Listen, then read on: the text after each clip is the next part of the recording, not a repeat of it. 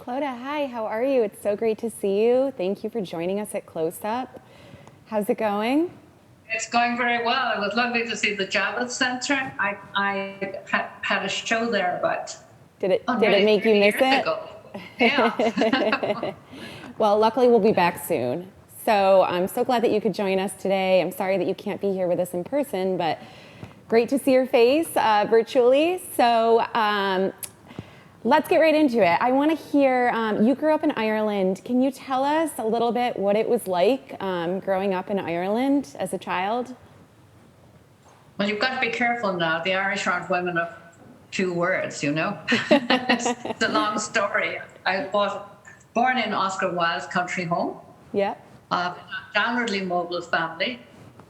We were environmental before anybody ever used the word environmental. Right. You know, we had our own garden, we had our horses, our dogs, the whole thing. And it was a kind of a real country childhood spent on the lake in a rowboat, or weeding the garden, riding my horse. And since we were downwardly mobile, we soon left that house and went to smaller houses. Beautiful.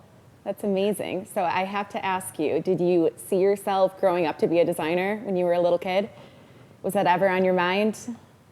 I had nothing on my mind except my father, who had been in the military, had decided what I'd be. My brother was going to go into the Royal Navy. My sister was to inherit the house and run it as a farm. And I was to be a professor of mathematics and classics in Trinity College because my father's brother was a professor there. Never crossed my mind to have an idea, but I would do anything else. Quite a stark contrast, what you're doing now to being a mathematics professor. That's great. So, but then before you actually got into interiors and architecture, your career, your creative career actually started off in fashion, didn't it? Yeah, but first I had to get over the classics and mathematics thing, and I did it by actually falling off a horse and breaking my back. So I was on my back for months, and my mother brought me in the Irish Times, and I was lying on my back looking at the ads, and one of the ads said, "Why not be a fashion designer?" No way. Oh, that'd be a lot more fun. So that was your moment. That's when you realized that you wanted to go into fashion. But did you go and get a formal education in fashion, or how did you start? I've had no formal education in anything except life, really. A 6 weeks pattern cutting course, being thrown out of my house by my father because he didn't approve of us going into trade, and certainly by not being a professor. Yeah. And I opened my own business when I was 17. Oh, wow. With the courage born of total ignorance. I had no idea what was expected. Oh my gosh. That's amazing. And so you were so young when you were in fashion. What was like your first, would you say, success in your career as a young person in a new industry? Was there a moment that you felt like you kind of had a moment of success and started your career officially? Well, what happened was actually I was offered a fashion show very early on by the Irish Cancer Society and a big show in the Hibernian Hotel. Wow. And it got a rage of publicity, and there was somebody there, actually it was a buyer from Lord & Taylor. So soon I had to hire people, and I was going into manufacturing and licensing and exporting all over the world.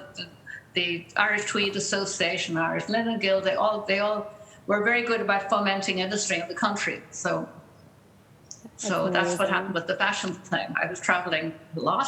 Yeah. I had 3 beautiful boys. I had a husband, and that's so amazing. Very cool. I can't believe how young you were when you first started that journey. So then how did you get into interiors? Where did that start? Well, first, the marriage wasn't going well. Everything else was going well. So I changed husbands, countries, and careers in one fell swoop. And I went to live in Spain. Yep.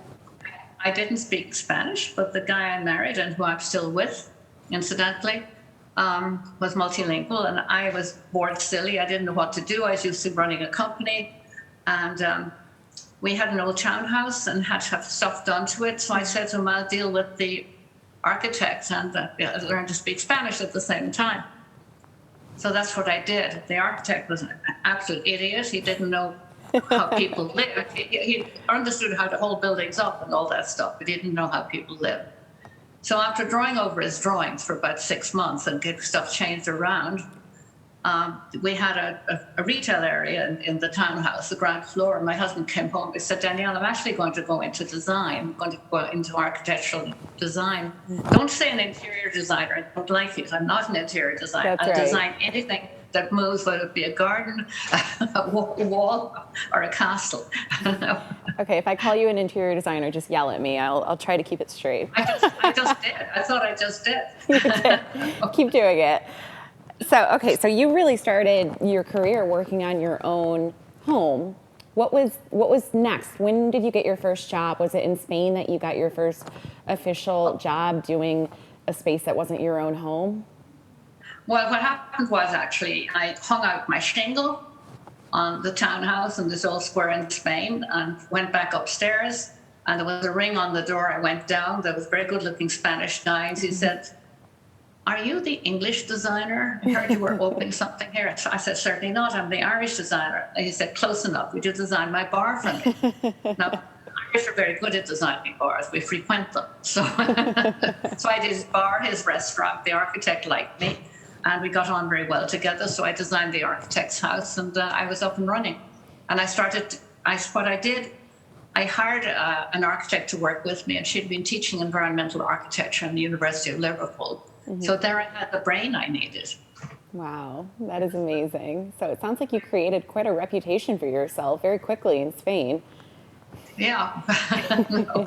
And did you ever, so you had a studio, an actual studio in a business there, but then... I had a studio on the ground floor, and then I had a workshop in the basement of this old house, and I then started a store because I always liked working with artisans and artists. So I combed the countryside in my ancient Land Rover, picking up stuff and bringing them to the store and using them by jobs. And I did everything, consulted on hotels, did all sorts of things. Yeah. Wow, very cool. But I was up and running. Yeah. So you had a life there, but then you eventually came to New York. At what age were you when you came to New York, and why did you leave Spain? Well, I left Spain because my husband's parents were very, very old, and he wanted to be with them in their declining years. So kicking and screaming, I went to New York. But don't forget, I'd been in New York before in fashion. I was told in Bond with Lord & Taylor, Henry Bendel, and so on. So I was first in New York as a fashion designer, I think, when I was about 21. Yeah. So what age was but it? It was quite a change from a farm with 2 Arab horses and around the countryside. It's quite a change, New York, but I love New York. Yeah, of course. So you came to New York with your husband and your family, and when you got here, like, how did you start? How did you get tap into the world of architecture here in New York? It's so competitive, and you're this young designer from Spain. I'm so curious what that whole journey looked like. Well, it was quite funny, actually, because Sam Goldwyn once said, you have to be willing to be lucky, and I'm willing to be lucky. So I'm there in New York. Mm-hmm. We're in a townhouse we'd rented. And I was walking down Madison Avenue, and lo and behold, I ran into this guy who'd photographed my townhouse in Ireland when I was a fashion designer for a poster called The Doors of Dublin. And he said, hi, Clodagh, what are you doing in New York? Well, I said, I'm not in fashion anymore. I'm a designer now. He said, you're a designer now? And he said, would you design my apartment for me? And I said, how? Bob, you don't even know what I do. He said, I was in your house in Ireland. That was enough. So I started out with his apartment, and then I did his advertising agency, and then I got a huge job from, 9 West 57th Street, the Sola building. Got a huge job there, and I was off and running. Oh my gosh. Good luck. hiring brilliant people. To It help me. doesn't sound like it's all good luck. It sounds like it's raw talent, actually, because that never happens to me when I walk down Madison Avenue. But so tell me about that first, the advertising agency. That's a huge project for you to take on at that point in your career. What was that like? What, to design the ad agency? Yes. No, it's Peter Brock once said, bite off more than you can chew and chew like hell. That's what it was like. Constantly running around, we call it in our studio, dry sponge, wet sponge. You come into a project and you don't know anything about it, and you're running around collecting information and always writing about it before you design it. And it becomes like the movie of the book. Right. So it's interesting to me, since you didn't really have a formal design, education where you went to college and you started off in a firm and kind of rose your way up. Like, how did you develop your processes, and how did you kind of know what to do, I guess? What was that like when you got some of those early projects, figuring out exactly how to start? I would be so intimidated, I guess. You really have to work out what to do, do a lot of research. And, we all have more or less the same body and the same brain, the same need for comfort, the same need for everything. So I started to collect a toolbox of modalities that would help me through design. So in fashion, for instance, I designed really comfortable fashion. I designed wardrobe for the president of Ireland's wife to go to Africa, so her clothes would move fluidly with her, and she'd be comfortable. It's the same about designing for a living. It's you want the sofa to be marvelous. You want the house to support you. You want your office to take care of you. You don't want to be a nanny for your surroundings. Right. Totally. That makes complete sense. It seems so simple when you say it, but it means a lot. It means a lot of reading and a lot of study. Yeah, definitely. And it sounds like your upbringing kind of inspired that. And you've really made a career for yourself, following the principles of sustainable design and designing for wellness. And those are such front of mind topics today, especially in the past few years. And I'm curious if you think is it something that you've carried through your whole career? This is not like a trend that you've picked up on. You were kind of one of the first people who really made it a priority to design for well-being and to design following sustainable practices. What was it like being one of the first people to really make that a priority? And where do you think that passion came from? It's this is a movement we're in, and it's I think it takes a virus that people are buying into it. That you need to be healthy, you need to take care of yourself, you need to move well in your home. There's people are waking up to the fact that they're actually vulnerable, and again, my toolbox of modalities, the biophilia, aromatherapy, all these things I've been using, and of course feng shui and biogeometry, are all being accepted. Whereas when I started using feng shui first, my feng shui master, Sarah Rosbach, people said, "Are you woo-woo or what?" What's that woo-woo thing? Maybe a little. I'm curious, I know some people are probably curious exactly how you use feng shui in your design, because it's a huge cornerstone of your practice. And can you talk about that for people that don't know? Oh, well, it's basically, it's ask the experts, just the same way as I use somebody for airflow and acoustics and so on and so forth. The feng shui master is part of my team. Yeah. So the team is my toolbox. I hire the best possible people I can find. Always hire people that are better than yourself. It's our house rule. and as I say, our feng shui master went from woo-woo to guru. So here we are. But what exactly is feng shui? I'm sorry? What exactly is feng shui? How would you describe it? Feng shui is a way of design and the placement of things. Okay. And so that energy moves fluidly through your home, your office, your garden. Yeah. It's tangible, and it's what, 3,000 years old or something like that. It's not a young science. Yeah. How did But you go ahead? Sorry. The one thing that makes it very acceptable that when we work on multifamily buildings and hotels and so on, they're always very successful. They sell or rent fast.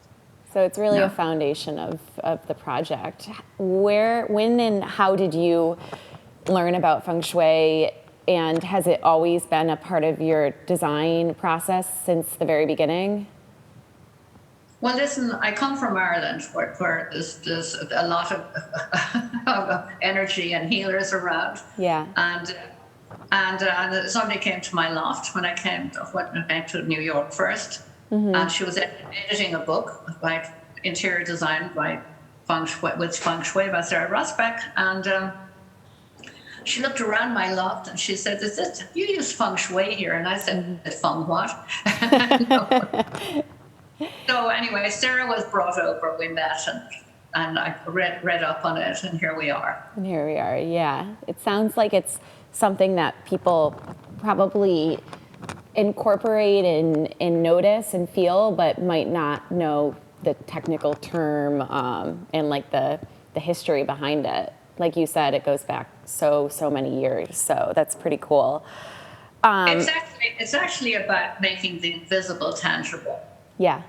Is what it is. So it's moving the energy around and making everything peaceful and happy. Okay, that's a good way to put it. Yeah, that definitely makes sense. And you see it in your spaces, and they're very soothing and just enjoyable to be in. I think anyone can tell, anyone knows what it feels like to walk into a space and feel at ease compared to a badly designed space just being not making you feel as good. So, and regarding sustainability, just something that I think has been kind of a thought of people for a long time until recently is that it can be an added cost for a client, or I think that clients are sometimes hesitant to allow their designers and architects free reign of following sustainable practices. What would you kind of say to that argument? Well, it's really helping people to wake up. Yeah. Most people's fear, quite honestly, about feng shui, sustainability, and all that is budget. Is this going to wreck my budget? Is feng shui going to change the way that door is? Yeah, that's what I would think. Yeah. And it's being environmental. It's a very broad spectrum of what's available, and you do what you can. Yeah.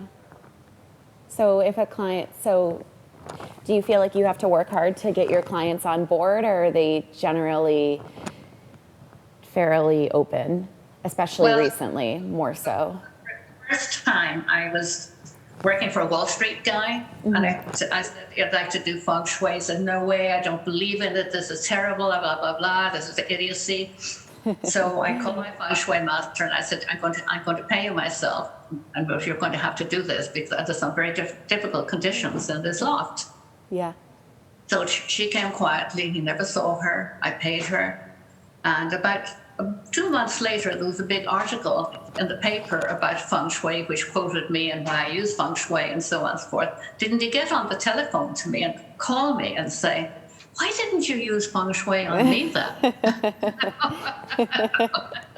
I said, I actually did. So what did he say back to that? He laughed. He laughed. Did he say, he probably said, that's why I love this space so much. So you, as a designer, you don't just do design. You say you're definitely not a decorator or an interior decorator, and you're not the first person I've heard say that they don't like that term. Rather, you do really all the elements around a brand. You do the branding, but it's a very holistic approach. For example, at the Miraval properties, which you've done numerous, how would you say that you've incorporated the values of them as a brand across all the properties? What are some of the aspects to your approach that are consistent? Well, with any brand, there's brand standards and brand signatures, and Yeah. they can go across any property. And then you make the property contextual to the location it's in.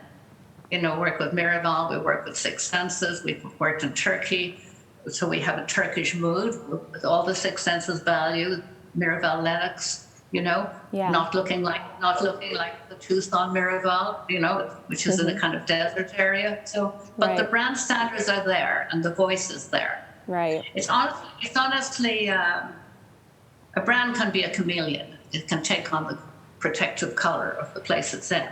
Yeah. Oh, that's a great way to put it. Thank you.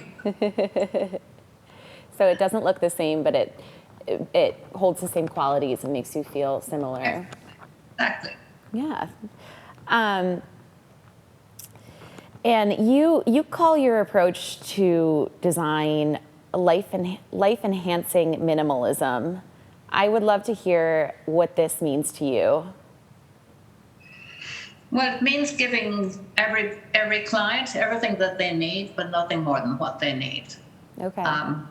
The guy who wrote The Little Prince, Saint-Exupéry, said, a design is not finished when you add everything you can add. A design is finished when you can take away. You've taken away everything you can take away. Yeah. So there's something that's quiet and accepts you, and there's no visual clutter. I really don't like visual clutter. I like a room where the mind can roam. Right. Yeah, definitely.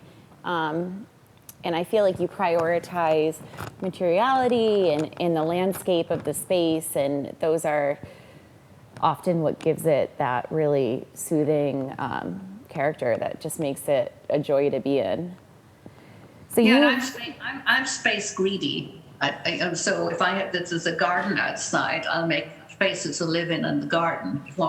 It's not just something to look at, it's a place to support your life. Right. So my garden will have a fire pit, my garden will have the sound of water, the fragrance, you know, you do all these things. Right.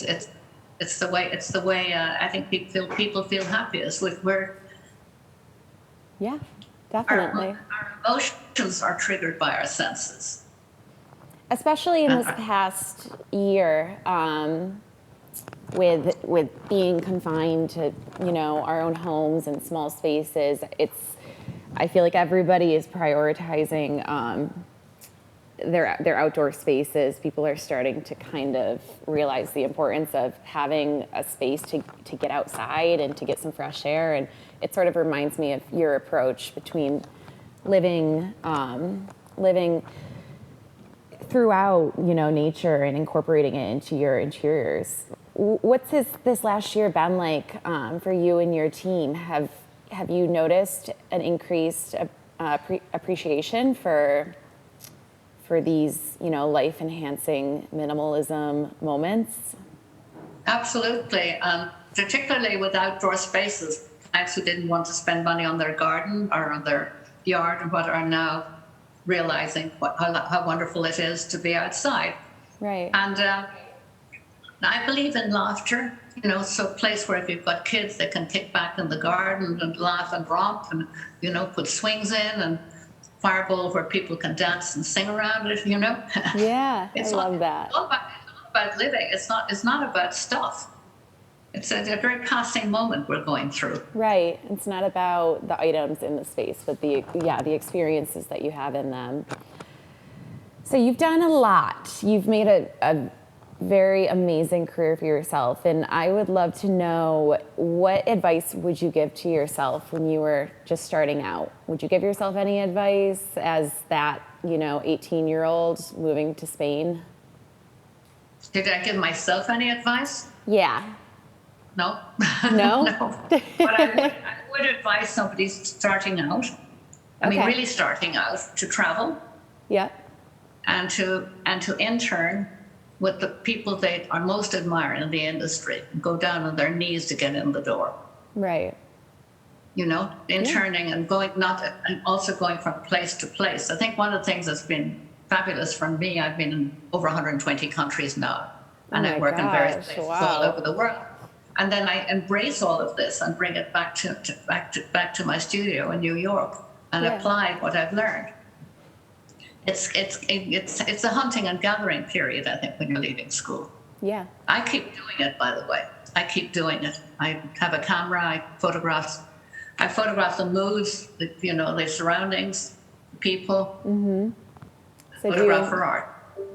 do you encourage the people in your studio to get out and travel, and the young? Yes. How would they describe you as someone to work for? I'm curious. You better come on over. I would love to.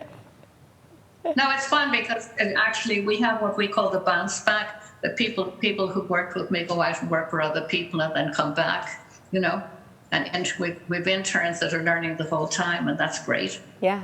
And we bring interns into even the bigger meetings so they can see what business is all about. I didn't learn about business either. But yeah. I have my people to know. There's other people who can deal with that stuff. So what are you guys working on now? Can you share anything? I'm so curious. Have you? What I'm working on now? Yeah.